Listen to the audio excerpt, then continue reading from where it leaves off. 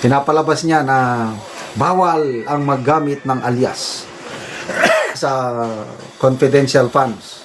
Kaya lang, klaro naman yung sagot ng witness na sa COA circular, it is neither prohibited or allowed. Silent. Gandang araw mga kaibigan. Bigyan natin ng reaction opinion itong post ni Mr. J. Sonsa. To, sabi lang niya, Representative Girbil Luistro, ikaw ba ito? Nagtatanong lang naman. Ipinost ni Jason sa pangyayari sa Supreme Court. Nakalagay dito, lawyer suspended for 3 years after advising client to hide from arrest. So, it's a common knowledge at inamin nga ni Congresswoman Luistro na inadvisean niya yung husband niya na, hindi lang inadvisean, parang itinago niya yung husband niya para hindi maaresto.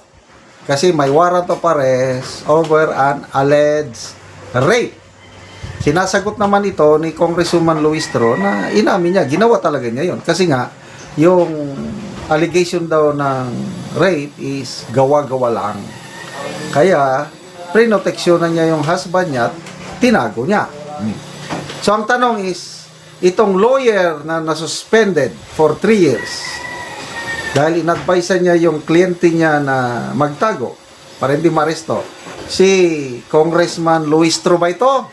Sinearch ko ngayon sa Google or sa AI. Mabuti nga at meron tayong Google AI. Tinanong ko lang, is it true that the Supreme Court suspended a lawyer for advising his or her client to hide from arrest? Ang sagot ng Supreme Court is yes, meron.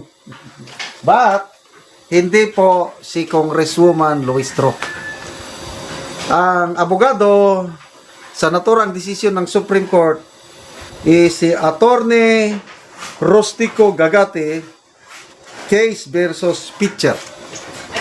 Ang nangyari, itong Pitcher, hinar niya yung abogado, Attorney Gagate, sondo sila sa acceptance fee na 150,000. So, nag-trial.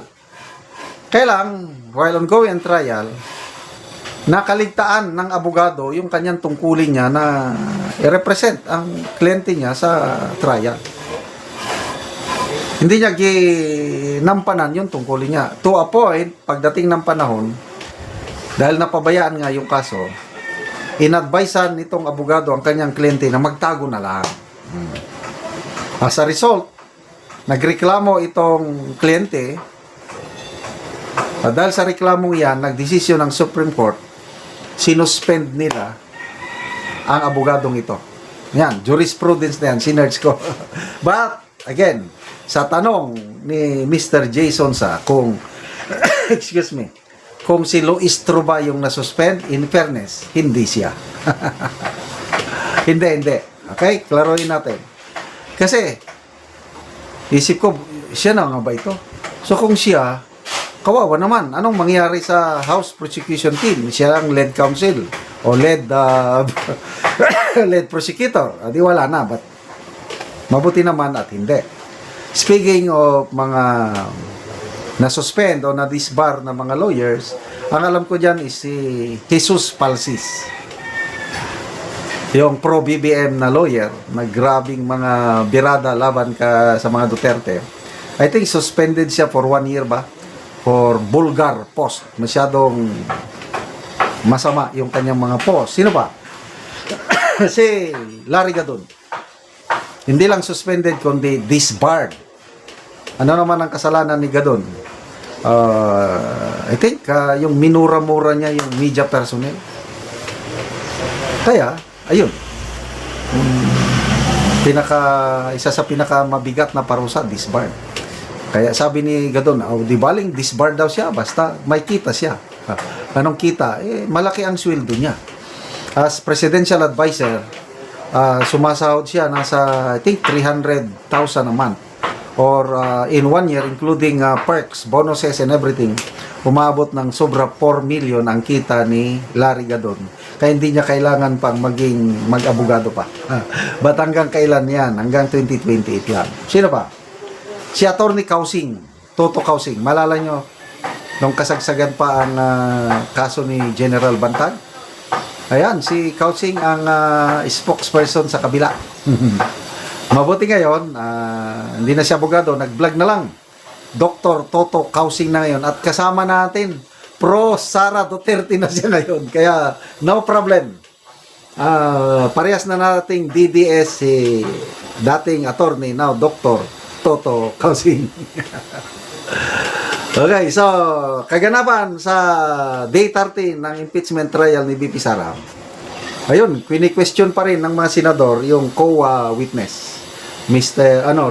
Attorney Roderick Wamil, na grabing mga tanong ng mga senator judges. Ang namonitor ko kanina, itong si Senator Bam Aquino. Pinapalabas niya na bawal ang maggamit ng alias sa confidential funds. Kaya lang, klaro naman yung sagot ng witness na sa COA circular, it is neither prohibited or allowed. Silent. Ibig sabihin kong silent, pwede. Kasi on the ground, ako, nung nasa active service pa ako, sa mga units na ako ang namuno, meron kaming konting intelligence fund at gumagamit kami ng alias para sa pag-clear ng intelligence fund at ibibigay namin sa mga agents namin, confidential or deep penetration agents. Hindi namin nilalagay sa resibo yung tunay nilang pangalan for their security. Reaction opinion itong video posted by Attorney Regal Oliva. Isa na namang napakagandang another day, another point of view. Dito, title niya is The Most Interesting Woman in Congress. Sino sa palagay nyo? Si Congresswoman Gerbel Luistro. Bakit most interesting woman in Congress? Pakinggan natin siya. Sa panahon ni Speaker Martin Romualdez, bumaha at bumagyo ng biyaya dito sa ikalawang distrito. Congresswoman Gerbel Luistro is becoming one of the most recognizable face in Philippine politics. Not because of legislation, but because of controversies. Controversy. May nagsasabing may 8 million pesos legal fee issue daw involving the law office of Attorney Manasseh Carpio. She denies it and challenges anyone to produce the documents. May mga nagtatanong din tungkol sa flood control project sa kanyang distrito. Totoo, may mga proyekto, pero hanggang ngayon, wala pang ebidensya nagpapatunay na may personal siyang kinalaman sa anumang anomalya. Ang tanong ng publiko, fair ba namang magtanong? Siyempre. Then there was the now infamous laway moment. Viral. Yes, relevant. Not really. Mas mahalagang pag-usapan ang laman ng argumento kaysa laman ng bibig. At syempre, nariyan ang kanyang pagiging isa sa pinakamalapit na kaalyado ni Speaker Martin Romualdez. Walang masama sa pagiging loyal. Pero kapag ikaw ang lead prosecutor sa mga usaping may political undertones, people will naturally ask, can loyalty and impartiality comfortably sit in the same chair? Sa batas, allegations are not evidence. Ngunit sa politika, perception is often the first witness. And perhaps that's Congresswoman Gerbel Luistro's biggest trial. Another day, another regal. So, ayun. Nasa limelight ngayon si lead prosecutor Luistro. May nagsasabi nga baka daw siya manalong senador pagtatakbo siyang sa 2028. tatakbo siya sa Senado, posible daw manalo dahil sa exposure niya ngayon. Well, I do not agree. Depende sa klase ng exposure.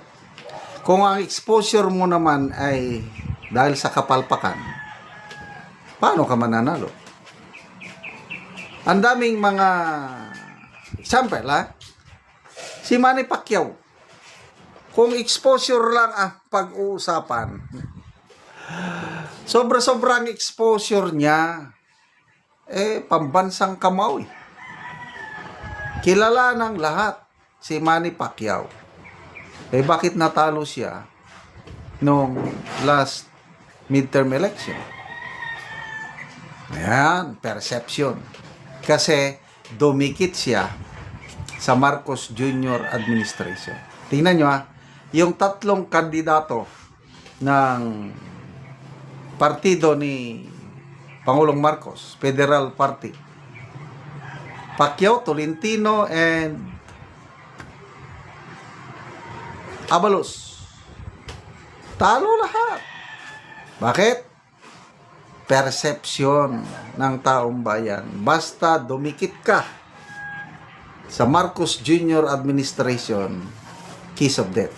Itong mga nanalong senador sa alyansa, may sarili na silang pundasyon. Example, si Lacson and Soto, Lapid, kahit hindi dumikit kay Marcos, mananalo ang mayan dahil tagal na nila dyan sa politika eh. Sino pa? Pia Cayetano. Kahit hindi na member sa alyansa, mananalo yan. Sino pa?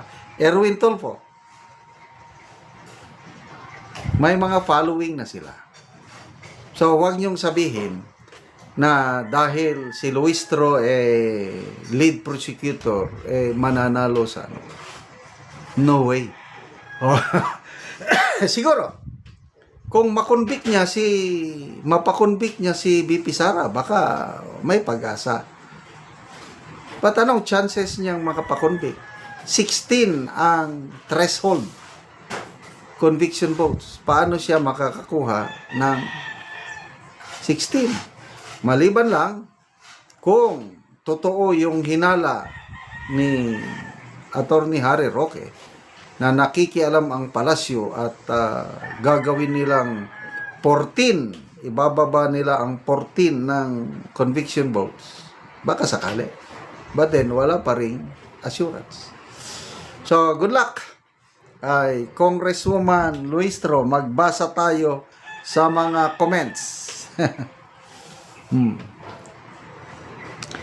Next, Miriam Santiago daw siya, attorney.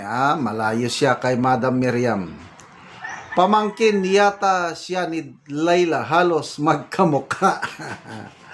Bingo mismo, labas sa bibig ni Luistro. Talaga namang bumaha kahit hindi biyaya. Nung una, grabing suporta nila kay Martin Romualdez, di ba?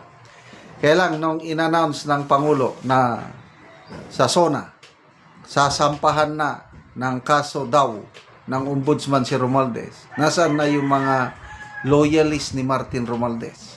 Tumahimik. Wala nang gustong magtanggol sa kanya. Yung mga young guns na maingay ngayon, nasaan na yung young guns? Wala na.